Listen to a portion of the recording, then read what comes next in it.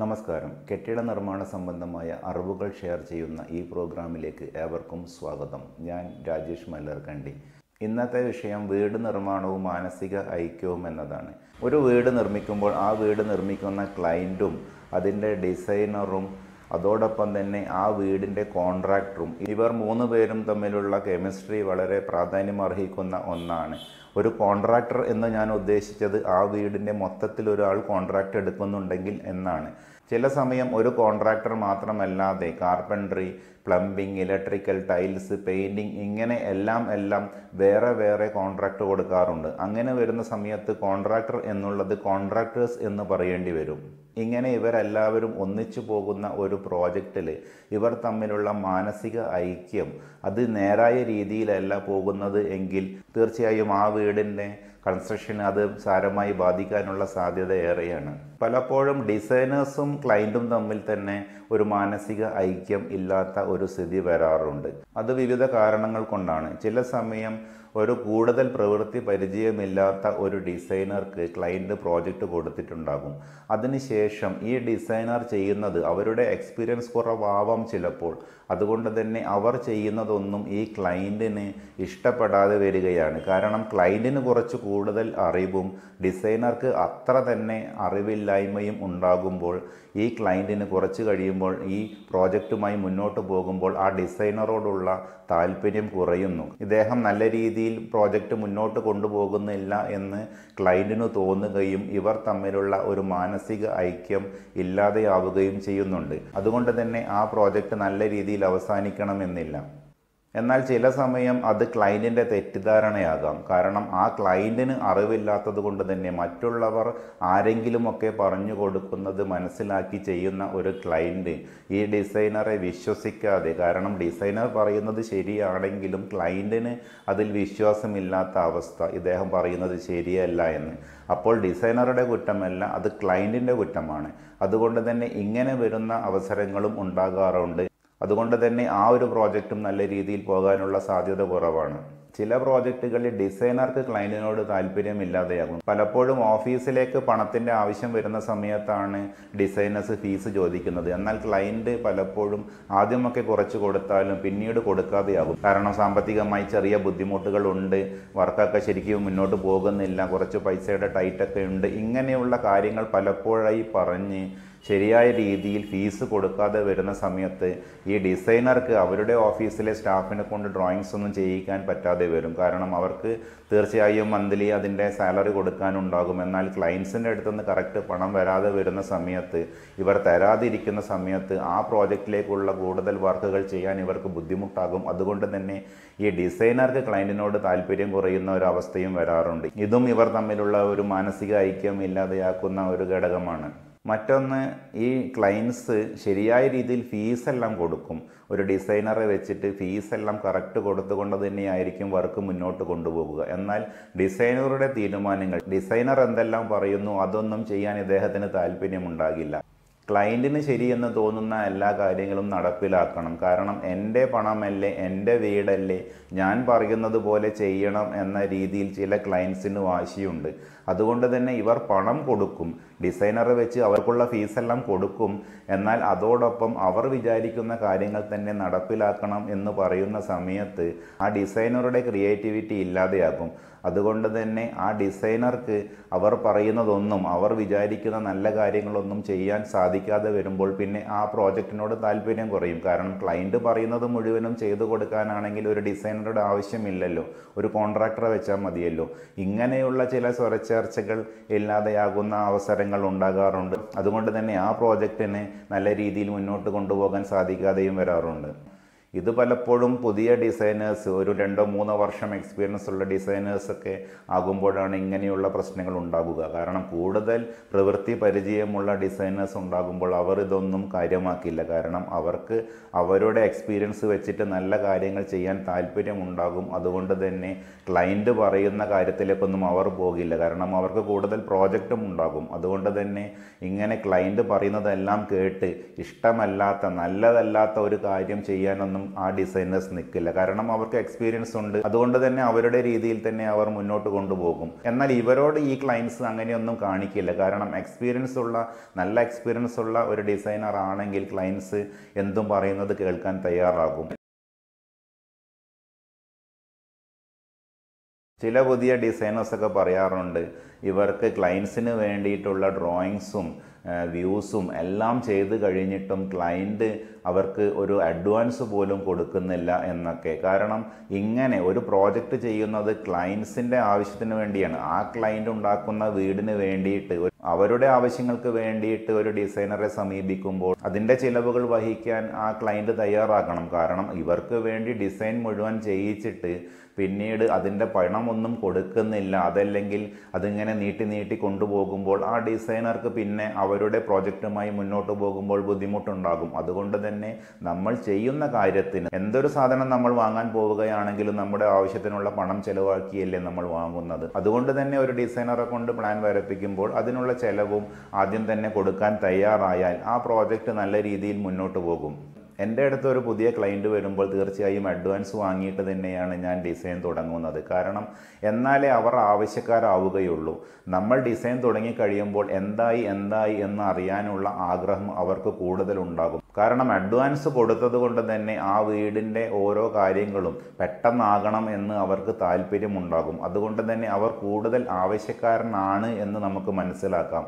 എന്നാൽ നമ്മൾ അഡ്വാൻസ് ഒന്നും വാങ്ങാതെ നമ്മൾ ഡിസൈൻ ചെയ്ത് കഴിഞ്ഞാൽ പിന്നീട് നമ്മൾ ഇവരെ വിളിക്കണം. ഈ ക്ലയൻറ്റിനെ വിളിച്ചിട്ട് നിങ്ങളുടെ ഡ്രോയിങ് എല്ലാം റെഡിയാണെന്ന് പറയുമ്പോൾ ക്ലയൻറ്റ് പറയും, ഞാനിവിടെ സ്ഥലത്തില്ല, 2-3 ദിവസം ഉണ്ടാകില്ല, അത് കഴിഞ്ഞിട്ട് വരാം.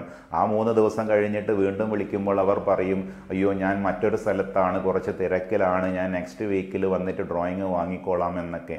ഇതൊക്കെ പറയുന്നതിൻ്റെ ഒരു പ്രധാന കാരണം അവർ ആ പ്രോജക്റ്റുമായിട്ട് മുന്നോട്ട് വന്നിട്ടില്ല എന്നാണ് മനസ്സിലാക്കേണ്ടത്. അതേസമയം നമ്മളൊരു അഡ്വാൻസ് ചോദിക്കുന്ന സമയത്ത് ഈ അഡ്വാൻസ് അവർ തരാൻ തയ്യാറാവുകയാണെങ്കിൽ തീർച്ചയായും അവർ ആ പ്രോജക്റ്റുമായിട്ട് മുന്നോട്ട് പോകാൻ തയ്യാറായിട്ടാണ് വരുന്നത്. അതല്ലാതെ ചില സമയങ്ങളെല്ലാം അഡ്വാൻസ് ചോദിക്കുന്ന സമയത്ത് പിന്നെ ഇവരെ കാണില്ല, പിന്നെ ഇവർ പോകും. അപ്പോൾ തന്നെ മനസ്സിലാകാം ആ പ്രോജക്റ്റ് ചെയ്യാതിരുന്നത് നന്നായി എന്ന്. കാരണം ശരിയായ തീരുമാനങ്ങളും ഒന്നും ആകാതെ ഇവർ ഒരു ഡിസൈനറെ കണ്ടിട്ട് കാര്യങ്ങളെല്ലാം മനസ്സിലാക്കി പോകാനുള്ള ഒരു തയ്യാറെടുപ്പിലാണ് വരുന്നത്. അതുകൊണ്ട് തന്നെ ആ ഡിസൈനർക്ക് ആ പ്ലാൻ വരച്ച് വെച്ചിട്ട് ഒരു കാര്യവുമില്ല. എന്നാൽ അഡ്വാൻസ് വാങ്ങി ചെയ്യാൻ തയ്യാറാകുമ്പോൾ മാനസികമായിട്ട് ആ ക്ലയൻറ്റും ഈ പ്രോജക്റ്റുമായിട്ട് മുന്നോട്ട് വരാൻ തയ്യാറായിട്ടുണ്ട് എന്ന് നമുക്ക് മനസ്സിലാക്കാം. അതിനുശേഷം ശരിയായ രീതിയിൽ ഇവർ തമ്മിലുള്ള ആ ഒരു മാനസിക ഐക്യം ഉണ്ടാക്കിയെടുത്തുകൊണ്ട് തന്നെ മുന്നോട്ട് പോകാൻ സാധിക്കും. അതല്ലാതെ വെറുതെ ഒരു പ്ലാൻ വരപ്പിച്ചിട്ട് കാത്തിരിക്കുന്ന കുറേ പുതിയ ഡിസൈനേഴ്സൊക്കെ ഇപ്പോഴും ഉണ്ട്. കാരണം അവരെ പറയാൻ പറ്റില്ല. ഒരു പ്രോജക്റ്റ് വരുന്ന സമയത്ത്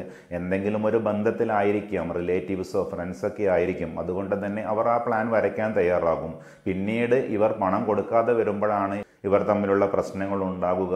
അതുകൊണ്ട് തന്നെ ആ ഒരു കാര്യം ഈ പ്രോജക്റ്റിനെ വല്ലാതെ ബാധിക്കും. ഡിസൈനറും ക്ലയൻറ്റും തമ്മിലുള്ള ആ മാനസിക ഐക്യം ഇല്ലാതെ വരും. അതുകൊണ്ട് തന്നെ ആ പ്രോജക്റ്റ് നല്ല രീതിയിൽ മുന്നോട്ട് കൊണ്ടുപോകാൻ സാധിക്കില്ല. അതുപോലെ തന്നെ കോൺട്രാക്ടേഴ്സും ക്ലയൻറ്റും തമ്മിലുള്ള ഒരു മാനസിക ഐക്യത്തിൻ്റെ പ്രശ്നമുണ്ട്. കാരണം പല കോൺട്രാക്ടേഴ്സും ചെയ്തു കൊടുക്കുന്ന നല്ല വർക്കുകൾ നല്ല രീതിയിൽ ചെയ്താൽ പോലും ചിലപ്പോൾ അത് അംഗീകരിക്കാൻ ചില ക്ലയൻറ്റ്സ് തയ്യാറാകില്ല. കാരണം അവരുടെ പ്രശ്നം അവർക്ക് അറിവില്ലായ്മ കൊണ്ട്, ക്ലയൻറ്റിന് കറക്റ്റ് അറിയാത്തതും എന്നാൽ കോൺട്രാക്ടർ നല്ല രീതിയിൽ ചെയ്തു വെച്ചിരിക്കുന്ന ഒരു കാര്യം ക്ലയൻറ്റിൻ്റെ അറിവില്ലായ്മ കൊണ്ട് അവർ ഇത് ശരിയല്ല എന്ന് അവർ മനസ്സിലാക്കിയിട്ട് ഈ കോൺട്രാക്ടറോട് വെറുതെ ചില കാര്യങ്ങൾക്ക് വാശി പിടിക്കുന്ന അവസ്ഥ. കാരണം കോൺട്രാക്ടർ നല്ല രീതിയിൽ ചെയ്തു വെച്ചിട്ടുണ്ടാകും, എന്നാൽ ക്ലയൻറ്റ്സിന് അത് നല്ലതാണെന്ന് മനസ്സിലാകാതെ മറ്റാരൊക്കെയോ പറയുന്നത് കേട്ടിട്ട് ക്ലയൻറ്റ് ഈ കോൺട്രാക്ടറുമായി നല്ല രീതിയിൽ മുന്നോട്ട് പോകാതെ വരുന്ന ഒരു സാഹചര്യമൊക്കെ ഉണ്ടാകാറുണ്ട്. മറ്റൊരവസരത്തിൽ ഇത് കോൺട്രാക്ടറുടെ പ്രശ്നം തന്നെയായിരിക്കാം. കാരണം കോൺട്രാക്ടർക്ക് അധികം എക്സ്പീരിയൻസ് ഇല്ലെങ്കിൽ അവരുടെ ഭാഗത്തു നിന്നും കുറേ പാളിച്ചകൾ ഉണ്ടാകും. അതല്ലെങ്കിൽ കോൺട്രാക്ടർ കൂടുതൽ ഒരു ലാഭം പ്രതീക്ഷിക്കുന്നുണ്ടെങ്കിൽ പല കാര്യങ്ങളിലും മെറ്റീരിയൽ സെലക്ഷൻ്റെ കാര്യത്തിലൊക്കെ ഇവർ നല്ല രീതിയിൽ ചെയ്തെന്ന് വരില്ല. കുറച്ച് മോശം മെറ്റീരിയലൊക്കെ ആ വീടിനായിട്ട് ഉപയോഗിക്കുന്നുണ്ടെങ്കിൽ ക്ലയൻറ്റ് തീർച്ചയായും അത് പ്രശ്നം പറയും. അതുമാത്രമല്ല ചിലപ്പോൾ അതിൻ്റെ ലേബർ വർക്ക് നല്ല രീതിയിൽ വൃത്തിയായി ചെയ്യാത്ത ഒരു സ്ഥിതി വന്നാലും ക്ലയൻറ്റിന് ഇഷ്ടപ്പെടില്ല. അത് കോൺട്രാക്ടറുടെ പ്രശ്നം കൊണ്ട് മാത്രം ഉണ്ടായതാണ്, ക്ലയൻറ്റ്സിൻ്റെ പ്രശ്നമല്ല. അപ്പോഴും ഇവർ തമ്മിലുള്ള ഒരു മാനസിക ഐക്യത്തിൻ്റെ പ്രശ്നമുണ്ട്. ചില സമയം ഡിസൈനേഴ്സ് കൊടുക്കുന്ന നല്ല പ്ലാനുകൾ നല്ല രീതിയിൽ എല്ലാ ഡീറ്റെയിലിങ്ങും കൊടുത്തിട്ട് ഈ കോൺട്രാക്ടറെ കൊണ്ട് നിർമ്മിച്ചെടുക്കാൻ വേണ്ടി ഡിസൈനർ ബുദ്ധിമുട്ടുമ്പോൾ ഈ കോൺട്രാക്ടർ എടുത്തുനിന്ന് നല്ല രീതിയിലുള്ള വർക്ക് തിരിച്ചു കിട്ടാത്ത ഒരു അവസ്ഥ വരുമ്പോൾ ഈ ഡിസൈനറും കോൺട്രാക്ടറും തമ്മിൽ പ്രശ്നങ്ങളുണ്ടാകും. കാരണം ഡിസൈനർക്ക് ഏറ്റവും നല്ല രീതിയിൽ ഈ കോൺട്രാക്ടറെ കൊണ്ട് ആ പ്രോജക്റ്റ് ചെയ്തെടുപ്പിക്കുക എന്ന ഒരു ഉദ്ദേശമാണ്. അതുകൊണ്ട് തന്നെ ഏറ്റവും നല്ല ഡ്രോയിങ്സ് അവർ ഇഷ്യൂ ചെയ്യുന്നുണ്ടാകും അവരുടെ ഓഫീസിൽ നിന്ന്. എന്നിട്ടും അത് മനസ്സിലാക്കാനോ അത് അനുസരിച്ചിട്ട് ചെയ്യാനോ ഒരു കോൺട്രാക്ടർക്ക് സാധിക്കുന്നില്ലെങ്കിൽ അത് തീർച്ചയായും ഡിസൈനറും കോൺട്രാക്ടറും തമ്മിലുള്ള ആ ബന്ധത്തിന് ഉലച്ചിൽ തട്ടും. അവർ തമ്മിലുള്ള മാനസിക ഐക്യം നല്ല രീതിയിലായിരിക്കില്ല. ഈ കോൺട്രാക്ടറെ ഡിസൈനറാണ് ആ പ്രോജക്റ്റിനെ ഏൽപ്പിച്ചതെങ്കിൽ തീർച്ചയായും ഇങ്ങനെ ഉണ്ടാകില്ല. കാരണം ഏറ്റവും നല്ല ഒരു കോൺട്രാക്ടറെ ആയിരിക്കും ഡിസൈനർ ആ പ്രോജക്റ്റ് ഏൽപ്പിക്കുക. അദ്ദേഹത്തിന് മുൻപ് പരിചയമുള്ള മറ്റേതെങ്കിലും വർക്ക് അദ്ദേഹത്തിൻ്റെ ചെയ്ത എക്സ്പീരിയൻസ് ഉള്ള ഒരു കോൺട്രാക്ടറെയാണ് ഡിസൈനർ ഏൽപ്പിക്കുക. അതുകൊണ്ട് തന്നെ അങ്ങനെ ഒരാളെ ഏൽപ്പിക്കുന്ന സമയത്ത് ഇങ്ങനെയുള്ള പ്രശ്നങ്ങൾ ഉണ്ടാകില്ല. എന്നാൽ ചില സമയം ക്ലയൻറ്റ് കോൺട്രാക്ടറെ ഏൽപ്പിക്കും. ഈ ഡിസൈനർക്ക് ഈ കോൺട്രാക്ടറെ പറ്റി ഒരു പരിചയം ഉണ്ടാകില്ല. ക്ലയൻറ്റിനോട് ഡിസൈനർ ചോദിക്കും, ഈ ആൾ മതിയോ, നല്ലതാണോ എന്ന് ചോദിക്കുന്ന സമയത്ത് ക്ലയൻറ്റ് പറയും, അവർ നല്ല കോൺട്രാക്ടറാണ്, 4000-5000 സ്ക്വയർ ഫീറ്റൊക്കെ വീട് ചെയ്തുകൊണ്ടിരിക്കുന്നുണ്ട് ഇപ്പോൾ, അദ്ദേഹം നല്ല രീതിയിൽ ചെയ്തു തരും. കാരണം എൻ്റെ സുഹൃത്തിൻ്റെ വീട് ഇദ്ദേഹം ചെയ്തിട്ടുണ്ട്, അതല്ലെങ്കിൽ എൻ്റെ റിലേറ്റീവിൻ്റെ വീട് ഇദ്ദേഹം ചെയ്തിട്ടുണ്ട്, അത് വലിയ വീടാണെന്നൊക്കെ പറയും. എന്നാൽ ഈ ഡിസൈനറുമായിട്ട് അവരുടെ ഡ്രോയിങ് വെച്ച് പോകുന്ന സമയത്താണ് ഈ കോൺട്രാക്ടർ അത്ര നല്ല കോൺട്രാക്ടർ അല്ല എന്ന് മനസ്സിലാകുക. കാരണം വലിയ വർക്ക് ചെയ്തതുകൊണ്ട് ഏറ്റവും നല്ല കോൺട്രാക്ടർ ആവുന്നില്ല.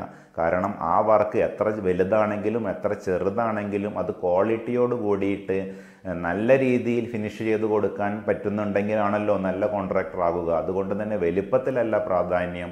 അവർ മനസ്സിലാക്കിയതൊക്കെ ചിലപ്പോൾ തെറ്റായിരിക്കും. ഈ ഡിസൈനറോടൊത്ത് ഈ കോൺട്രാക്ടർ വരുമ്പോഴാണ് കോൺട്രാക്ടറുടെ അറിവില്ലായ്മയും പ്രവൃത്തി പരിചയത്തിൻ്റെ കുറവുമെല്ലാം നമുക്ക് മനസ്സിലാകുക. അതുകൊണ്ട് തന്നെ ഇവർ 3 പേരും തമ്മിലുള്ള മാനസിക ഐക്യം ഉണ്ടാകില്ല. ആ പ്രോജക്റ്റിനെ അത് സാരമായി ബാധിക്കും. ചില സമയം ഈ ക്ലയൻസ് ഒരു കോൺട്രാക്ടറെയൊക്കെ ഏൽപ്പിച്ച് എൻ്റെ വീടിൻ്റെ കോൺട്രാക്ടർ ഇയാളാണ്, ഞാൻ അറിയുന്ന ആളാണ് എന്നൊക്കെ പറഞ്ഞിട്ട് ആ പ്രോജക്റ്റിലേക്ക് ഒരു ഡിസൈനറെ കൊണ്ടുവരുന്ന സമയത്ത് ചില പ്രശ്നങ്ങളെല്ലാം ഉണ്ടാകാറുണ്ട്. ക്ലയൻറ്റും ഈ കോൺട്രാക്ടറും തമ്മിൽ വളരെ നല്ല ഒരു മാനസിക ഐക്യം ഉണ്ടാകും. അതായത് ഇവർ തമ്മിൽ നല്ല ബന്ധമുണ്ടാകും. ചിലപ്പോൾ സുഹൃത്തുക്കളായിരിക്കാം. എന്നാൽ ഡിസൈനർ കൊടുക്കുന്ന പല കാര്യങ്ങളും കോൺട്രാക്ടർ നല്ല രീതിയിൽ ചെയ്തു തരാൻ, അതല്ലെങ്കിൽ കോൺട്രാക്ടർക്ക് കുറച്ച് ബുദ്ധിമുട്ടുള്ള ഒരു കാര്യമാണെങ്കിൽ, അതല്ലെങ്കിൽ കോൺട്രാക്ടർക്ക് ഈ ഡിസൈനറെ അംഗീകരിച്ചു കൊടുക്കാനുള്ള മടിയുണ്ടെങ്കിലെല്ലാം ഇവർ ഈ ക്ലയൻറ്റിനോട്, കോൺട്രാക്ടർ ഈ ക്ലയൻറ്റിനോട് പല കാര്യങ്ങളും പറഞ്ഞു കൊടുക്കും. ഇത് ശരിയായ രീതിയിലല്ല, ഡിസൈനർ ഇങ്ങനെയൊന്നും തരേണ്ട ആവശ്യമില്ല, ഇത്രയൊന്നും കമ്പിയുടെ ആവശ്യമില്ല, ഇങ്ങനെയുള്ള ബീംസ് വേണ്ട, ഇത്രയും കോളംസ് ഒന്നും ആവശ്യമില്ല, ഇങ്ങനെ എന്തെങ്കിലുമൊക്കെ പറഞ്ഞിട്ട് ഈ കോൺട്രാക്ടർ ക്ലയൻറ്റിനെ തെറ്റിദ്ധരിപ്പിക്കും. കാരണം അദ്ദേഹത്തിന് ഈ കോൺട്രാക്ടറെ സംബന്ധിച്ച് ഡിസൈനറോട് മാനസിക ഐക്യമില്ല, അതല്ലെങ്കിൽ അദ്ദേഹം ഈ പ്രോജക്റ്റിന് വേണ്ട എന്നൊരു തോന്നൽ കോൺട്രാക്ടർക്ക് ഉണ്ടെങ്കിൽ തീർച്ചയായും അവർ ക്ലയൻറ്റുമായിട്ട് നല്ലൊരു ബന്ധം നിലനിർത്തുന്നത് കൊണ്ട് തന്നെ ഇവർ ഡിസൈനറുടെ കുറ്റമായിരിക്കും പലപ്പോഴായിട്ട് ഈ ക്ലയൻറ്റിനോട് പറയുക. ഇത് കേൾക്കുന്ന ക്ലയൻറ്റ് വിചാരിക്കും കോൺട്രാക്ടർ പറയുന്നതാണ് ശരി, കാരണം കൂടുതൽ അടുപ്പം, മാനസിക അടുപ്പം ഈ കോൺട്രാക്ടറോടാണല്ലോ. അതുകൊണ്ട് തന്നെ പുതുതായിട്ട് വന്ന ആ ഒരു ഡിസൈനറെ അത്ര കാര്യമാക്കാതെ ഇവർ 2 പേരും നല്ല രീതിയിൽ മാനസിക ഐക്യത്തോടുകൂടി ഇവർ പെരുമാറുമ്പോൾ മറ്റൊരാൾ ഡിസൈനർ ഇവരിൽ നിന്ന് മാറിപ്പോകും. കാരണം ആ ഡിസൈനറെ ഇവർ അംഗീകരിക്കാത്ത ഒരു സ്ഥിതി വരുമ്പോൾ തീർച്ചയായും ആ വീടിൻ്റെ തുടർന്നുള്ള വർക്കുകളെ ഇത് സാരമായി ബാധിക്കും. ആ വീട് നല്ല രീതിയിൽ ഫിനിഷ് ചെയ്യാൻ സാധിക്കണമെന്നില്ല. ഇവർ തമ്മിലുള്ള ആ മാനസിക ഐക്യം ഇല്ലായ്മയാണ് ഇങ്ങനെയൊക്കെ വരുത്തി വെക്കുന്നത്. ഇതുവരെ പറഞ്ഞത് മുഴുവനും ഈ ക്ലയൻസും കോൺട്രാക്ടേഴ്സും അതല്ലെങ്കിൽ ഡിസൈനേഴ്സും തമ്മിലുള്ള ആ മാനസിക ഐക്യം ഇല്ലാതെയാവുന്നതിനെ കുറിച്ചാണ്. എന്നാൽ ഇത് വരാതിരിക്കാൻ എന്ത് പോംവഴി എന്ന ഒരു ചോദ്യം ഇവിടെ ബാക്കിയാകുന്നു. അതുകൊണ്ട് തന്നെ അതിനുള്ള ഉത്തരം, ഒരു ക്ലയൻറ്റ് പുതിയ ഒരു പ്രോജക്റ്റുമായിട്ട് മുന്നോട്ട് വരുമ്പോൾ അവർ സമീപിക്കുന്ന ഡിസൈനറുടെ അടുത്ത് ഏറ്റവും നല്ല രീതിയിൽ ഏറ്റവും നല്ല ഫീസ് നൽകിക്കൊണ്ട്, കാരണം നമുക്കറിയാം നല്ലൊരു ഫീസ് കൊടുക്കുമ്പോഴേ നല്ലൊരു ഡിസൈനർ, എക്സ്പീരിയൻസ് ഉള്ള ഡിസൈനറെ കിട്ടുകയുള്ളൂ. ചിലപ്പോൾ വല്ലാതെ ഫീസ് കുറച്ചിട്ട് പ്രോജക്റ്റ് എടുക്കുമ്പോൾ നല്ല ആളുകളെ കിട്ടിയില്ലെന്ന് വരാം. അതുകൊണ്ട് തന്നെ ഈ ക്ലയൻസ് തീർച്ചയായും നല്ല ഡിസൈനറെ സമീപിച്ചിട്ട് നല്ല രീതിയിൽ ആ വീട് മുന്നോട്ട് കൊണ്ടുപോകാനുള്ള ഒരു ശ്രമം ഉണ്ടാക്കിയെടുക്കണം. അതുകൊണ്ട് തന്നെ ഡിസൈനറുമായിട്ടുള്ള മാനസിക ഐക്യം നല്ല രീതിയിൽ വളർത്താൻ വേണ്ടി ആ ഡിസൈനറോട് നല്ല രീതിയിൽ പെരുമാറുക, അവരുടെ ആവശ്യങ്ങൾ മാത്രം പറയുക, അതിനനുസരിച്ച് ഡിസൈനറുടെ ക്രിയേറ്റിവിറ്റി ആ വീട്ടിൽ ഉണ്ടാക്കിയെടുക്കാനുള്ള ശ്രമം ക്ലയൻറ്റിൻ്റെ ഭാഗത്തു നിന്നും ഉണ്ടാകുക. അതുപോലെ തന്നെ ക്ലയൻസ് അവർക്ക് കൊടുക്കാനുള്ള ഫീസ് അത് തീരുമാനമായ ഒരു ഫീസാണല്ലോ. അതുകൊണ്ട് തന്നെ ആ ഫീസ് ശരിയായ രീതിയിൽ മുഴുവനും കൊടുക്കാൻ തയ്യാറായാൽ അവർ തമ്മിൽ നല്ല രീതിയിൽ തന്നെ ആ പ്രോജക്റ്റുമായിട്ട് മുന്നോട്ട് കൊണ്ടുപോകാൻ സാധിക്കും. അതുപോലെ കോൺട്രാക്ടേഴ്സിന് കൊടുക്കുന്ന സമയത്തും വർക്ക് കോൺട്രാക്ടേഴ്സിന് കൊടുക്കുമ്പോൾ ഡിസൈനറുടെ അടുത്ത് നല്ലൊരു കോൺട്രാക്ടേഴ്സ് ഉണ്ടെങ്കിൽ, അവരുടെ നല്ലൊരു ടീം ഉണ്ടെങ്കിൽ തീർച്ചയായും അവരെ സമീപിക്കാം. ഇനി അതല്ല, നമ്മൾ നേരെ തിരിച്ചിട്ട് കോൺട്രാക്ടർ നേരിട്ടിട്ട് ഈ ക്ലയൻ്റാണ് നിശ്ചയിക്കുന്നതെങ്കിൽ ഏറ്റവും നല്ല കോൺട്രാക്ടർ ആണോ എന്ന് തിരിച്ചറിഞ്ഞതിന് ശേഷം മാത്രം കൊടുക്കുക. പലപ്പോഴും പല കോൺട്രാക്ടേഴ്സിൻ്റെ അടുത്തു നിന്നും വരുന്ന പ്രശ്നം എന്താണെന്ന് വെച്ചാൽ, ക്ലയൻ്റ് ഏൽപ്പിക്കുന്ന കോൺട്രാക്ടർ വളരെ നല്ല രീതിയിൽ കോൺട്രാക്ടറുമായിട്ട് മുന്നോട്ട് പോകാത്തത് സാമ്പത്തികം തന്നെയാണ്. കാരണം ഒരു വർക്കിന് ഒരു നിശ്ചിത തുക മാർക്കറ്റ് റേറ്റ് ആയിട്ട് ഉണ്ടെങ്കിൽ അതിനേക്കാളും കുറച്ചിട്ട് കൊട്ടേഷൻ എടുപ്പിച്ചിട്ട് വളരെ താഴ്ന്ന രീതിയിൽ ഇവർക്ക് പ്രോജക്റ്റ് കൊടുക്കാൻ ക്ലയൻറ്റ് തയ്യാറാകും. കാരണം ഒരു 10 ലക്ഷം രൂപയാണ് ആ പ്രോജക്റ്റ് ചെയ്യാൻ എല്ലാവരും വാങ്ങുന്നത് എങ്കിൽ അതൊരു 9 ലക്ഷം രൂപക്കോ 8 ലക്ഷം രൂപക്കൊക്കെ ചെയ്യിപ്പിച്ചെടുക്കാനുള്ള ഒരു ശ്രമം ക്ലയൻറ്റിൻ്റെ ഭാഗത്തു നിന്നുണ്ടാകും. അപ്പോൾ ഈ കോൺട്രാക്ടർ, നല്ല കോൺട്രാക്ടേഴ്സ് ചില സമയം അത് ആ റേറ്റിലേക്ക് താഴോട്ട് വരാതെ അവർ ഒഴിവാക്കും. കാരണം അവർക്ക് നല്ല രീതിയിൽ അത് ഫിനിഷ് ചെയ്യാൻ പറ്റില്ല എന്ന് തോന്നിയാൽ അവർ ഒഴിവാക്കും. എന്നാൽ അത്രയൊന്നും പ്രോജക്റ്റ് ഇല്ലാത്ത തുടക്കക്കാരായ ചില കോൺട്രാക്ടേഴ്സ് ചില സമയം റേറ്റ് കുറച്ചാലും അവർ ചിലപ്പോൾ തയ്യാറാകും. അവർ വിചാരിക്കും ഒരു വർക്ക് ആയല്ലോ, അപ്പോൾ നമുക്ക് ഇതുമായിട്ട് മുന്നോട്ട് പോകാമെന്ന് അവർ വിചാരിക്കും. ചെറിയ റേറ്റിന് വർക്ക് എടുക്കും. കുറച്ച് കഴിയുന്ന സമയത്ത് ആ റേറ്റിനൊന്നും അത് തീരില്ല എന്ന് മനസ്സിലാകുമ്പോൾ അവർ ഈ പ്രോജക്റ്റ് മുന്നോട്ട് കൊണ്ടുപോകാതെ വഴിയിലിടുന്ന ഒരു അവസ്ഥ വരും. അതുകൊണ്ട് തന്നെ പലപ്പോഴും തോന്നിയിട്ടുണ്ട്, നല്ല റേറ്റ് അല്ലാതെ താഴ്ന്ന റേറ്റിൽ ഒരു 3 പേര് 20 ലക്ഷം രൂപ കൊട്ടേഷൻ കോട്ട് ചെയ്ത ഒരു കാര്യമാണെങ്കിൽ 15 ലക്ഷം രൂപ കൊട്ടേഷൻ കോട്ട് ചെയ്ത ഒരാൾക്കായിരിക്കും ക്ലയൻറ്റിന് കൊടുക്കാൻ താല്പര്യം, നാലാമന്. എന്നാൽ ഈ 15 ലക്ഷവും 20 ലക്ഷവും തമ്മിൽ 5 ലക്ഷത്തിൻ്റെ വ്യത്യാസമുണ്ടെന്ന് മനസ്സിലാക്കുമ്പോൾ തീർച്ചയായും ആ 15 ലക്ഷക്കാരന് കൊടുക്കരുത് എന്നാണ് നമ്മളെപ്പോഴും പറയുക. കാരണം 3 പേര് ഒരേ റേറ്റിൽ കൊട്ടേഷൻ വലിയ റേറ്റിൽ നിൽക്കുന്ന സമയത്ത് ഒരാൾ മാത്രം വളരെ താഴ്ത്തി പറയുമ്പോൾ എങ്ങനെ അവരെ വിശ്വസിക്കും? കാരണം അവർക്ക് ഒരിക്കലും ആ പ്രോജക്റ്റ് ആ റേറ്റിന് തീർക്കാൻ പറ്റില്ല. കാരണം ഒരു ഡിസൈനർക്ക് അറിയാലോ മാർക്കറ്റിലുള്ള റേറ്റും എത്ര കണ്ട് വ്യത്യാസം ഉണ്ടാകും, ഇത്ര വ്യത്യാസത്തിന് കൊടുത്തു കഴിഞ്ഞാൽ അദ്ദേഹം വഴിയിലിടും എന്നൊക്കെ ഡിസൈനർക്ക് അറിയുന്നത് കൊണ്ട് തന്നെ അവർ അത് പ്രത്യേകം പറയും. എന്നാൽ ക്ലയൻറ്റിന് താല്പര്യം ഈ 15 ലക്ഷക്കാരന് കൊടുക്കാനായിരിക്കും. കാരണം 5 ലക്ഷം സേവ് ചെയ്യാലോ എന്ന കാര്യത്തിൽ.